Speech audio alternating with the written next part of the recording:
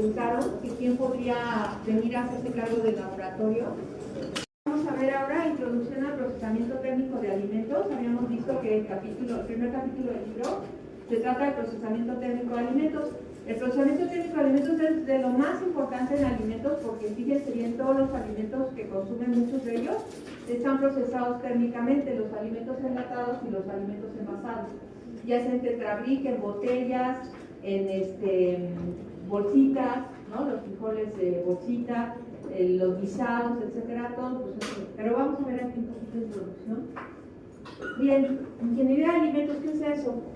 Es el campo científico, académico y profesional que interpreta y aplica principios de ingeniería, ciencia y matemáticas a la factura de alimentos. Pues ese es el ingeniero de alimentos, incluyendo el procesamiento, producción, manejo, almacenamiento, conservación, control en procesos y control de calidad, empaque y distribución de productos alimenticios. Entonces, pues el ingeniero de alimentos tiene una gran tarea. Debido a la naturaleza compleja de los alimentos, que son alimentos, no son ni compuestos, son muy complejos, contienen de todo. La ingeniería de alimentos también combina el estudio de conceptos químicos y físicos, más específicos tales como la bioquímica, la microbiología, la química de alimentos, termodinámica, fenómenos de transporte, como transferencia de movimiento o flujo de fluidos, que fue lo que ustedes vieron, transferencia de calor y transferencia de masa y rheología. La rheología se utiliza mucho para ver la calidad también de los alimentos que son, por ejemplo, purés o harinas o suspensiones, por ejemplo, de cereales de bebé cuando los mezclan las mamás o con leche o con agua, cómo es la rheología de esos alimentos, si son digeribles para los niños, etc. Los ingenieros en alimentos aplican todos los conocimientos que han adquirido en el diseño, costo efectivo, producción y comercialización de ingredientes y alimentos producidos de manera sostenible. Se busca que ahora la producción de alimentos sea sostenible. Nuestro país es un país principalmente desértico, el 70% de la superficie de este país es desértica. Solamente hay agua, pues allá por Campeche, Tabasco, Chiapas, Guerrero, pero ya para Yucatán y Quintana Roo pues ya no hay, o sea, realmente es muy poca el agua que tiene México, ¿no? Entonces, el agua potable, entonces se busca la manera sostenible de producir los alimentos que sean seguros al consumo, nutritivos, sanos, atractivos, o sea, que lo veas y digas, ay, sí se me antoja, ¿no? No nada más por la fotografía, sino que lo abras el paquete y digas, ay, pues sí se ve bien, no que haya una baterita que no trae. Accesibles y de alta calidad, así como el desarrollo de sistemas alimentarios, maquinaria e instrumentación.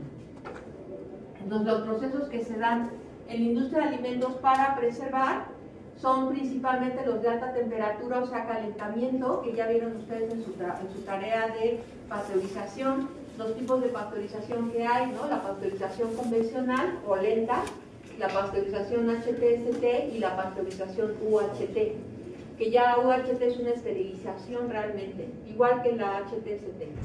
Entonces, los de baja temperatura, que son enfriado y congelado, que son los más importantes, los de reducción de actividad acuosa, que es el secado, el curado de carnes, reduce la actividad acuosa. Por ejemplo, no es la misma actividad acuosa que tiene una pierna de puerco que un jamón serrano que ya está curado y procesado.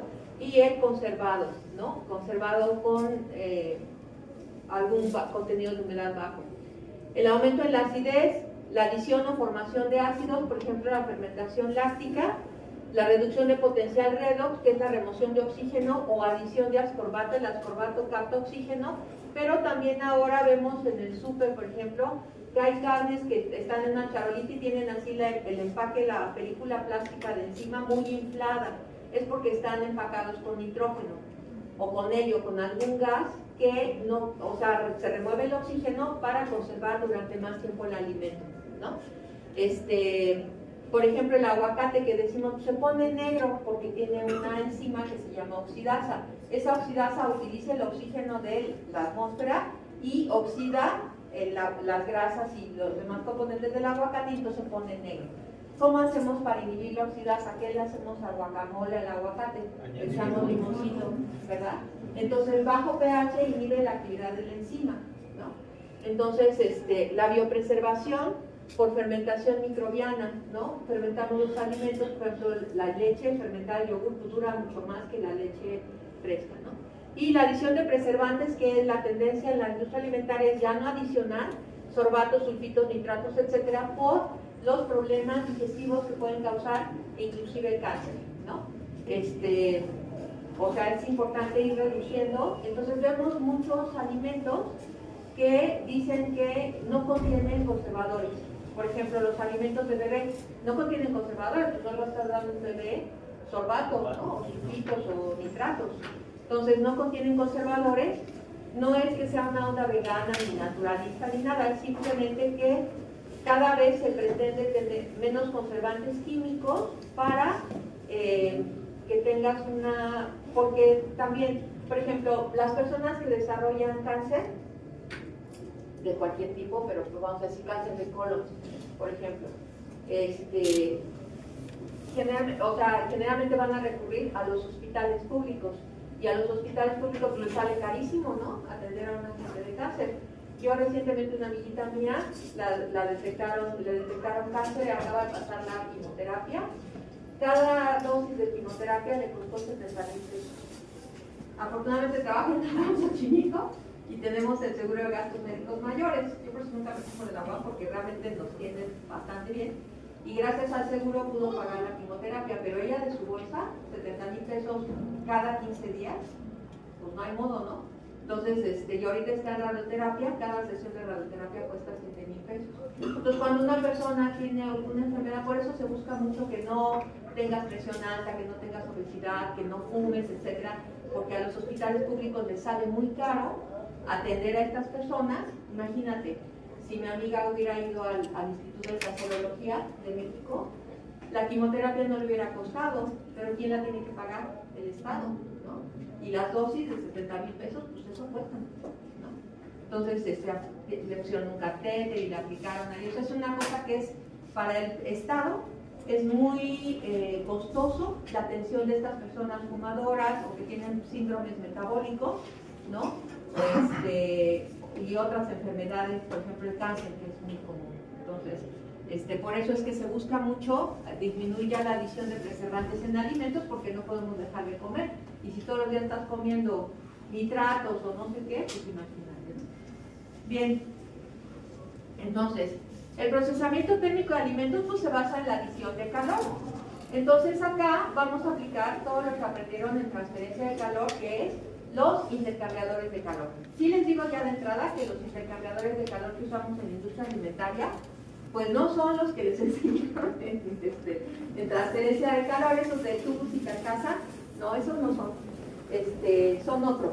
Van a hacer una tarea donde van a descubrir cuáles son los que se utilizan en la industria alimentaria, pero es por medio de adición de calor. Entonces tenemos aquí en los intercambiadores, como aprendieron transferencia de calor, dos fluidos. El fluido que es de proceso, que es el que calienta el intercambiador y por lo tanto procesa el alimento, y el fluido frío, que es el alimento, ¿no? Entonces tenemos que, vamos a estar revisando en esta primera parte las condiciones de los parámetros termodinámicos y físicos del fluido de proceso de la industria alimentaria, que es el vapor. Y podemos manejar vapores saturados y vapores húmedos. Todo eso lo vamos a ver acá. Entonces, la adición de calor en los intercambiadores de calor de la industria alimentaria se hace por medio de vapor, ya sea saturado o húmedo. Y el objetivo es, pues, conservar los productos perecederos, que son los alimentos, prolongando el tiempo de almacenamiento y también el tiempo de distribución, así como la vida de anaquel. Y el objetivo principal es la destrucción de microorganismos patógenos y la inactividad de la actividad, la inactivación de la actividad enzimática, si es que lo hubiera, y mejorar las propiedades organolépticas, dar al alimento una cocción. De hecho, actualmente pues, nos acostumbramos a los alimentos con cierto sabor, porque ya tienen un procesamiento térmico, ¿no? Están medio cociditos o muy cocidos, etc. Entonces, este tratamiento térmico o procesamiento térmico se hace en una línea de proceso. la cual es el conjunto de operaciones unitarias, físicas, químicas y o bioquímicas, en el cual ustedes van a hacer operaciones físicas, a través de las cuales se obtiene un producto comercializable. El procesamiento térmico solo es una operación unitaria física de toda la línea de proceso. O sea, operación unitaria me refiero a que es una sola operación unitaria, o sea, una sola dentro de toda la línea de proceso. Ahorita vamos a ver. Y esta adición de calor se lleva a cabo en intercambiadores de calor, que ustedes van a hacer esta tarea para poder ver, conocer cuáles intercambiadores de calor se usan en la industria alimentaria.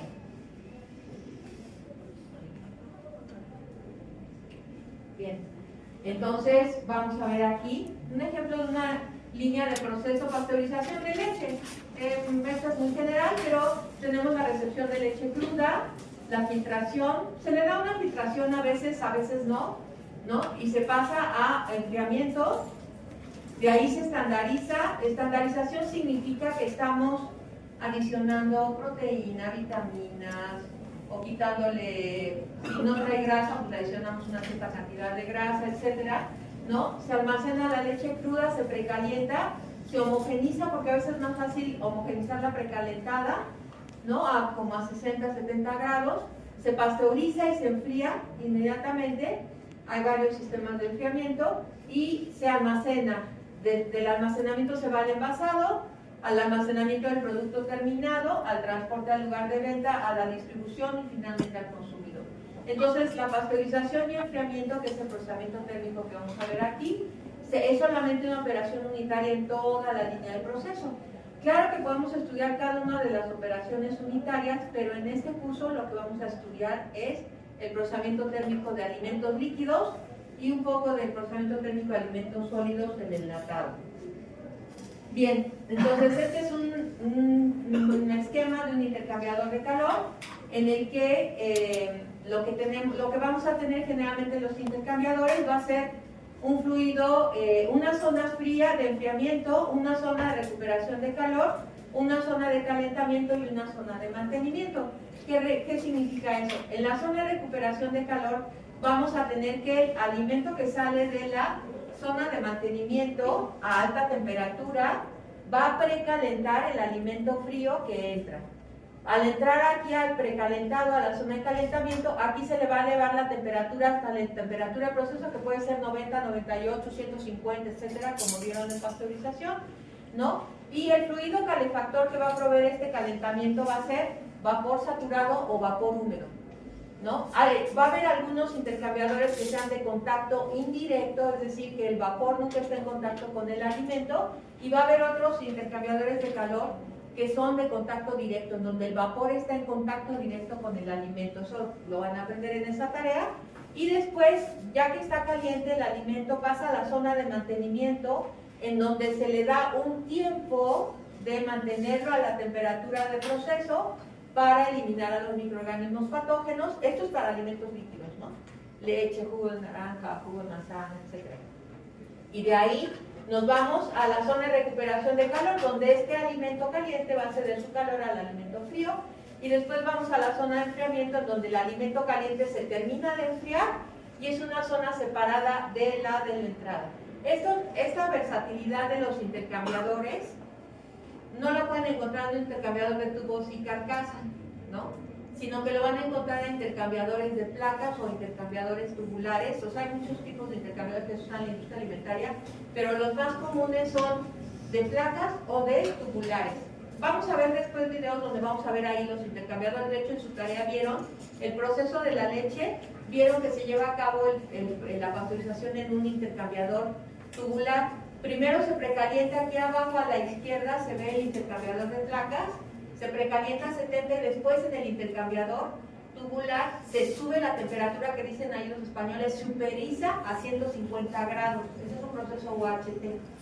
Y entonces de ahí sale la leche, así está, instantes en contacto con el vapor a 150, 4 o 5 segundos, y sale de ahí al envasado. En el caso del jugo de naranja, el técnico dice que es agua caliente a 120 grados, en realidad es vapor. Y esa es la zona de calentamiento y mantenimiento. Lo mantienen a 120 grados por un ratito para que salga pasteurizado pero ese mismo jugo que sale caliente calienta el alimento que entra y después va a una zona de enfriamiento rápido para dar inclusive un choque térmico a los microorganismos. Entonces ahí tendríamos dos procesos diferentes, ¿no? Y en el de jugo de naranja pues sí pudieron ver el intercambiador tubular, ¿no? Una bola de tubos que van y vienen, así como que está como un maze, ¿cómo se dice en español? Como un laberinto, ¿no? Antes los laberintos en la época de los griegos se hacían de acuerdo a los tripas de los animales. Entonces, así, el laberinto iba con todas las tripas de los animales. Entonces, pues eso así ya hacían los griegos. Entonces, acá es igual, ¿no? Los tubos van, vienen, y en estas tuberías pueden encontrar la sección de precalentamiento, de calentamiento, de mantenimiento, de enfriamiento, etc. De hecho, ahí dicen en el de jugo de naranja que usan agua glicolada, ¿no? Sí, sí es en ese, ¿verdad? Ajá. Entonces, para enfriar, en el de los procesos OH3 se usan tanques que se encuentran al vacío para bajar rápidamente la temperatura. Tú bajas la presión, tú bajas la temperatura, porque así lo dicen las tanques de vapor. Entonces, para poder proveer el calentamiento aquí, necesitamos un fluido calefactor, por lo tanto tenemos que aprender las características del vapor saturado. Si no nos acordamos de termo, aquí nos vamos a acordar de una cosa. Entonces, el fluido del proceso en la industria alimentaria es el vapor, que puede ser saturado o húmedo. No tienes que tomar fotos, toda la diapositiva la voy a subir como recurso al CIPI y lo puedes bajar, descargar en el momento que quieras. El vapor es el fluido del proceso en la industria alimentaria porque es una fuente de energía. ¿Por qué el vapor es una fuente de energía? Porque para poder hacer que hierve el agua, ¿cuántos grados necesitamos para que hierve el agua? 98, 99, ¿no? ¿Por qué razón el agua hierve a esa temperatura? ¿Esa pregunta no? ¿Por qué el agua líquida, las moléculas de agua líquida se conservan ahí en la matriz líquida del agua? Exacto, por los puentes de hidrógeno. O sea, ¿cómo es la molécula del agua? H2O. Todos los hidrógenos van a ser puentes con los oxígenos, con los dos electrones que tienen el oxígeno, exactamente. Entonces, para poder romper un enlace de un puente de hidrógeno, que no es un enlace covalente, es nada más una fuerza eléctrica, donde el hidrógeno que tiene está como más o menos como protón, se hace muy amigo de los electrones del oxígeno, se requieren 90 grados. Por eso es que el agua hierve a 90 y tantos. Para poder romper los enlaces de hidrógeno, los puentes de hidrógeno que hace el agua, el hidrógeno con el oxígeno, y entonces que la molécula se libere y salga a la fase vapor. En la fase vapor las moléculas están liberadas de manera individual. En la fase líquida están todas pegadas, ¿no? Interaccionando. En la fase vapor no. Entonces es por eso que el agua líquida se mantiene en esa matriz líquida por los puentes de hidrógeno, exactamente. Bien, entonces se requiere, por eso es que el vapor es una fuente de energía, porque tú lo puedes subir a 100 grados, 105, 110, 115, 150, 250, 235, ya estamos hablando de vapores sobrecalentados. Lo puedes subir a la temperatura que quieras. Y esa misma energía que absorbe cuando lo calientas y lo conviertes en vapor, es la misma energía que va a ceder para tu proceso. Entonces, por eso es una fuente de energía, por la gran cantidad de energía que le tienes que meter para convertirlo en vapor, toda esa energía la va a ceder al proceso. Entonces el agua, el vapor es el estado del agua con alto contenido de energía, la cual es capaz de transferir a un fluido frío, en este caso a nuestro alimento, ¿verdad? Y vamos a ver los sistemas de generación de vapor que aquí en México se llaman calderas o tubos de fuego. Toda la empresa alimentaria, todas tienen calderas y dependen del diésel. Entonces, es muy importante para el ingeniero en alimentos poder economizar energía, porque ahí va el gasto de diésel. Y el gasto de diésel, lo que cuesta el diésel, impacta el precio del producto. Tú vendes un producto muy caro, por ejemplo, las leches esas orgánicas, ¿no? La bovea, realmente, eso, nadie las compra, porque están carísimas, ¿no? Digo, por muy vegano que quiera ser, pues está caro. ¿No? Pues hay leches de 60 pesos, 70 pesos, que es un litro, ¿no? Entonces, es muy importante en la industria alimentaria el ahorro de energía, para que el precio del diésel que utilizas para producir el vapor y calentar tu alimento no impacte el costo del alimento. Pues si es muy caro, nadie te lo compra, por muy vegana que sea tu leche, o muy verde. Bien, aquí lo que les puse es este es un intercambiador de calor, es el calentador que tienen en su casa. Son los calentadores que son de paso, que tienen encendido eléctrico, de esos Bosch o Calorex o de esas marcas. Se los puse aquí para que se entienda, porque luego en las calderas no se ve muy bien. Entonces ustedes lo que tienen en el intercambiador de su casa, en el calentador de su casa, es una entrada de gas que cuando abren la llave del agua se prende el quemador, ¿no? Y ese quemador calienta los tubos que están arribita, que no pueden ver, ¿no? Porque aquí nada más hay un agujerito donde pueden ver el quemador. Arribita hay unos tubos que están aislados, ¿no? Es un tubo de cobre, y ahí entra el agua fría. El quemador calienta el agua y la va convirtiendo en agua caliente. Entonces ya lo que te sale en la regadera, en la llave del lavabo, etcétera, pues va a ser agua caliente. Aquí les puse que sale vapor. En realidad, de los calentadores esos chiquitos, pues no sale vapor, pero se los puse para esquematizar. Entonces, tanto la flama del quemador como los humos de combustión que salen por arriba del calentador calientan el agua y la convierten en vapor en una caldera verdadera. Entonces ahí lo que vamos a estar produciendo con las calderas es vapor. Vapor saturado. También podemos producir vapor húmedo, pero principalmente pues, vapor saturado. Entonces, así se ven las calderas. Aquí podemos ver esta. Vamos a poner una para ver. Cuando salga una me avisa, ¿no? Es que nos pasan lista. La neta sí es la doctora Lulú Pérez Chabela, que es la que da. Bien, en una caldera lo que tenemos aquí, esto que está aquí es un soplador, no es un ventilador, es un soplador. Les llamamos sopladores de la industria, soplan aire. Y lo que está alimentado con diésel, aquí para poder, no el soplador, sino ahí el quemador para poder tener la flama. Esta flama con todos sus humos de combustión va a calentar los tubos que están arriba. En los tubos azules, en los espacios azules va el agua que se va a convertir en vapor. En los espacios blancos, que son los tubos, van a ir los humos de combustión que van a terminar de calentar. Entonces aquí los humos de combustión salen por acá, como en el calentador de la casa, y el vapor sale por acá, por una válvula especial, ¿no? Y entonces producimos vapor en las calderas. Entonces este es un corte transversal de una caldera. Acá vemos pues, el corte, pues no sé cómo se llama este corte, pero es lo mismo. El quemador está abajo, ahí vemos el soplador, las cositas azules que están afuera. Los tubos, el banco de tubos, sí es un intercambiador de calor, de carcasa y tubos. Aquí sí, para que vean, la carcasa está aquí afuera y aquí los tubos adentro. Igual, los humos de combustión calientan, ahora en este caso el agua va por los tubos, ¿no? Calientan y producen vapor. Este es el tamaño de una caldera industrial. Esto que ven aquí es el control automático. Las pantallas están más o menos a la altura de la cara de una persona que mida unos 70 o unos 75, entonces ven el tamaño de la caldera. Los tubos amarillos, en este caso son los tubos de combustible. En México no usamos gas natural, usamos diésel. Y como pueden ver en la gasolinera, el diésel cuesta casi tan caro como la gasolina. Entonces, de ahí la cuestión de ahorrar energía, ¿no? En otros países, no sé, los rusos y los gringos usarán gas natural, allá ellos, nosotros no. Porque además, ¿cuál es la desventaja del gas natural? Cuando les van a vender gas natural, o cuando les venden los tanques que pesan 30 kilos, pues el tanque pesará eso, ¿no? Pero, pues una mol de gas butano, ¿cuánto pesa? Una mol de gas ocupa 22.4 litros y lo que pesa es el tanque, ¿no? Porque una mol de gas butano pesará, no sé, 90, 160 gramos.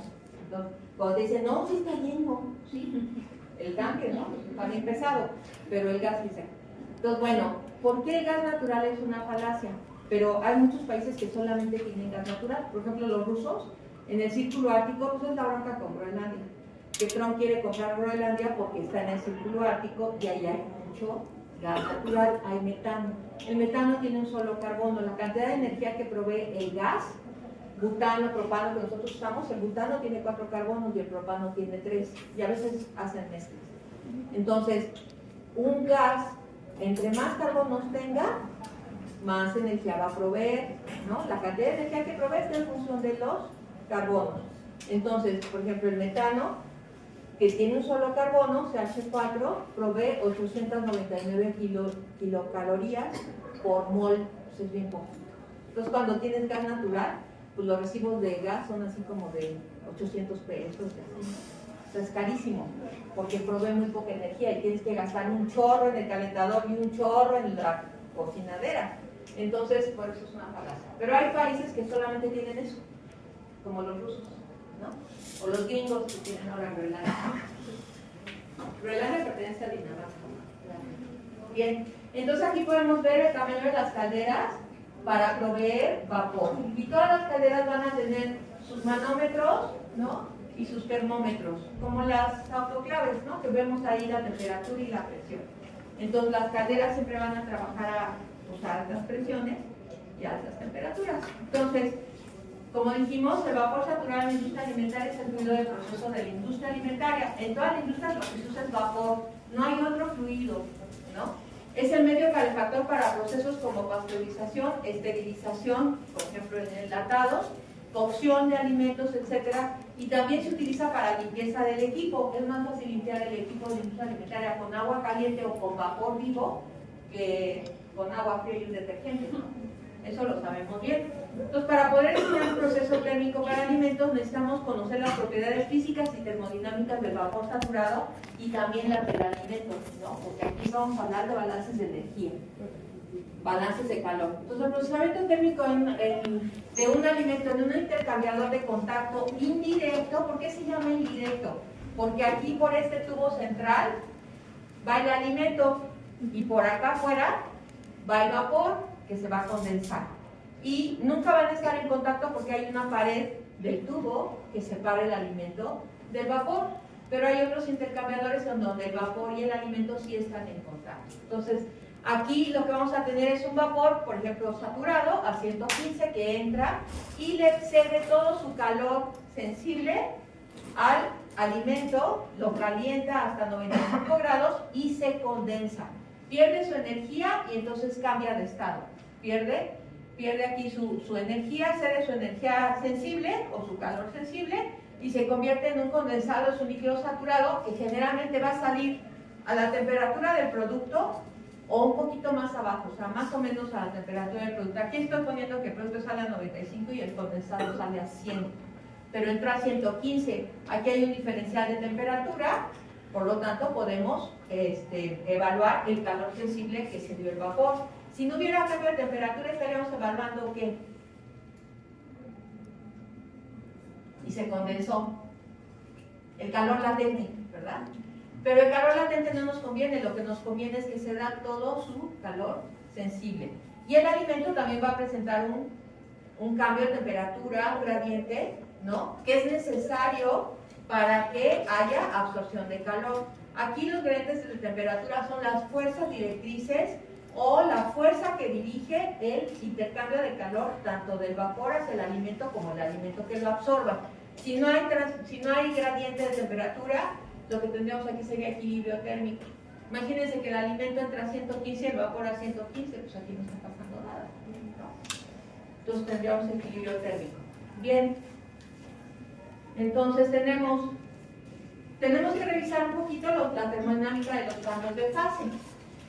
Entonces a nosotros nos interesa la transformación del agua desde su estado líquido en la caldera a vapor y del vapor a líquido otra vez en el intercambiador. O sea, esta es nuestra producción del fluido de proceso con energía y aquí nuestro procesamiento del alimento. Entonces la cantidad de energía que puede absorber o ceder este fluido de proceso puede medirse a través de sus propiedades termodinámicas, que es la entalpía. Cuando yo digo entalpía, estoy hablando de energía, y cuando estoy hablando de energía para vapores, estoy hablando de entalpía.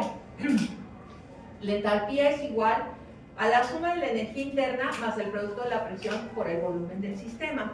Entonces, ¿por qué la entalpía es igual a la energía interna?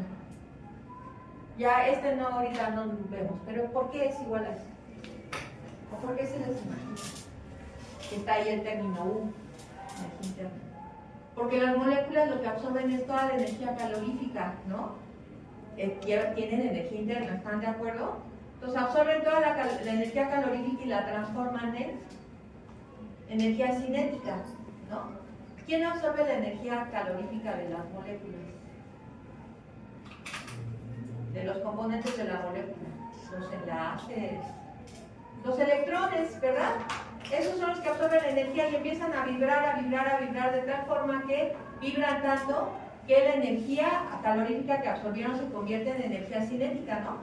Entonces, porque están vibrando, entonces la molécula lo podemos ver cuando hervimos agua, que vemos abajo así unas como corrientes, y dices, ay, el agua se mueve, porque está ganando energía térmica y empieza a transformarla en energía cinética, o sea, en energía de movimiento. Y entonces empieza a formar corrientes abajo que hacen que se muevan, las moléculas se mueven porque transforman la energía y posteriormente vamos a ver burbujitas y se empieza a desprender las burbujitas de vapor de la fase líquida y lo que tenemos es vapor. Por eso es que este término de energía interna es tan importante, porque describe la energía interna que absorben las moléculas de agua, en este caso los electrones, que se va a transformar de energía térmica a energía cinética. Por eso es que vemos corrientes en el fondo del traste cuando estamos sirviendo agua, así como que están moviéndose las moléculas, por eso, porque observaron tanta energía calorífica que la transformaron en energía cinética, ¿no? En algo la tienen que transformar, porque no pueden quedarse nada más con la energía calórica. Entonces, la entalpía es la suma de la energía interna que pueden tener las moléculas, ganar las moléculas, por este producto presión por volumen, ¿no? El producto presión por volumen nos da unidades de litro-atmósfera. Litro-atmósfera son unidades de energía. Litro-atmósfera yo lo convierto a lo que yo quiero.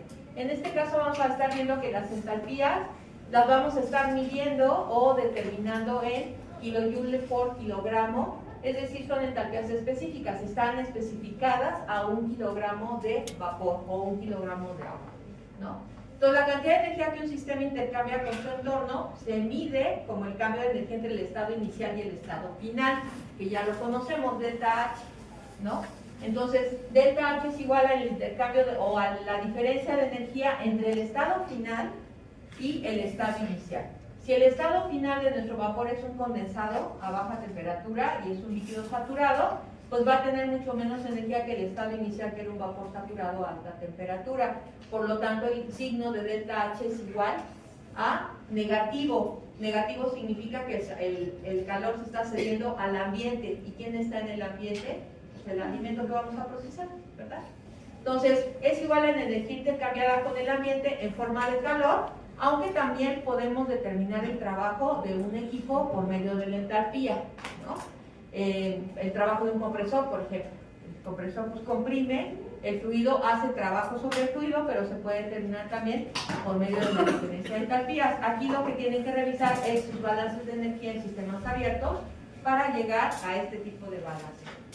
Bien, hay una cosa que existe aparte de las tablas de vapor, que se llama diagrama de Mollier para agua, en donde está graficadas las entalpías en el eje de las X y las presiones en el eje de las Y. Los diagramas de Mollier muestran todos los estados en los que se puede encontrar el fluido que estamos estudiando. Puede encontrarse como líquido saturado, que está representado en esta curva hasta el punto crítico, como vapor saturado, que está representado en esta curva, a partir del punto crítico, y como mezclas, es decir, como vapores húmedos, que está representada la composición o la calidad del vapor en estas líneas punteadas. Aparte tenemos otras líneas ahí raras, que nos parecen raras, pero no son tan raras, ¿no? Por ejemplo, estas líneas se bajan así, y que se meten aquí, bueno, aquí está como curva que baja, no, ni tan curva, y que se meten aquí a la curva, a la falsa de la curva, y aquí son una línea recta. Estas líneas son de temperatura, aquí lo dicen, ¿no? Aquí, por ejemplo, temperatura igual a 240. Entonces, esta línea viene, aquí es una isoterma, y aquí también, ¿no? Toda la línea vale 240 grados centígrados. Entonces, ¿pero por qué aquí dentro de la curva, bueno, en todo el diagrama estamos representando isotermas, porque los cambios de fase se llevan a cabo a la misma temperatura. O sea, lo que vemos ahí es calor latente de vaporización o calor latente de condensación. Entonces, lo que vamos a tener es que en el diagrama de Mollier podemos ver como un líquido que parte aquí del punto A, gana energía, aquí va aumentando la entalpía, gana energía y se convierte en un vapor saturado, ¿verdad? Y si lo meto a proceso y pierde su energía de vapor saturado, va a perder su energía y va a regresar al estado de líquido saturado. Entonces, cuando llevamos un líquido al estado vapor, le estamos suministrando energía, que es la del diésel de la caldera, y cuando utilizamos ese vapor en el procesamiento térmico de alimentos, se convierte otra vez en líquido, pierde energía el fluido de proceso, pero gana la energía el fluido frío, que es el alimento, y entonces es procesado. Lo que nosotros tenemos que diseñar aquí es cuánto vapor requiero para procesar el alimento. Siempre voy a saber cuánto alimento tengo ahí que procesar. Lo que tengo que diseñar es cuánto flujo másico de vapor requiero para procesar todo ese alimento a las condiciones que lo tengo que procesar. Si quiero producir una leche UHT, y en el caso, no sé, de Lala o de Arturo, no sé, para ellos su leche UHT es a 140 grados, pues entonces yo tengo que calcular cuánto vapor requiero para manejar todo el producto crudo que tengo allá. Entonces, en el diagrama de Mollier podemos ver todos los estados. Por ejemplo, aquí son líquidos subenfriados, aquí es líquido saturado esta curva, acá es vapor saturado, esta es la región de vapores sobrecalentados, ¿no? Y en el punto crítico pues coexisten todos los estados que puede tener el agua, pero es muy útil para visualizar cuándo gana y cuándo pierde energía y en qué se convierte. Entonces, cuando gana energía es que lo convertimos en vapor en la caldera, cuando pierde energía es que lo utilizamos como fluido de proceso en el intercambiador de calor. Entonces, los diagramas de Mollier los vamos a ver pues, más o menos. Aquí nada más voy a poner el esquema del diagrama de Mollier. Este diagrama de Mollier viene en su libro, no crean que yo me lo estoy inventando. Yo lo estoy recitando así, lo viene en el libro. Gracias. Entonces, el diagrama de Mollier podemos ver las propiedades termodinámicas de todos estos líquidos subenfriados, líquidos saturados, vapores saturados y vapores sobrecalentados. Y mezclas vapor líquido o líquido vapor, o sea, vapor que tiene gotitas de líquido o vapores húmedos, ¿no? Mezclas vapor líquido, me estoy refiriendo a vapores húmedos. También tenemos estas líneas que dijimos que son isotermas, que son de temperatura, que tienen esta forma, así como así rara, y tenemos estas otras líneas de entropía constante que también van a estar en el diagrama de Mollier, que vamos a poder aquí medir la entropía que se le adiciona a un vapor, por ejemplo, si es sobrecalentado, si pasa de vapor saturado a vapor sobrecalentado. Y aquí estas líneas punteadas vamos a poder ver la composición o la calidad del vapor. Por aquí es 10%. Un líquido saturado pues, no tiene vapor, por lo tanto la fracción de vapor aquí es 0. Aquí sería 10, 30, 40, 50, no sé. Aquí en vapores saturados la calidad del vapor sería 100% vapor.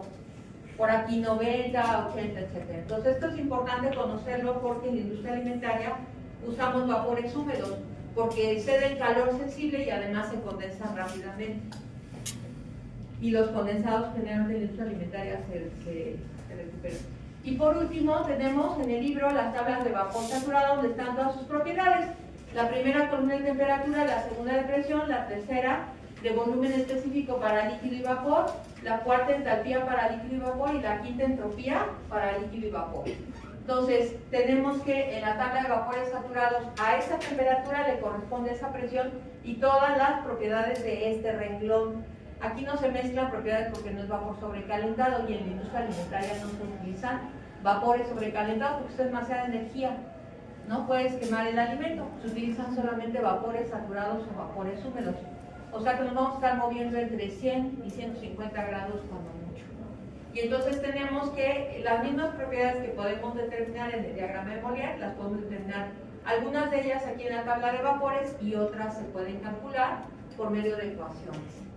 Entonces, lo dejamos aquí y la próxima clase vemos vapores húmedos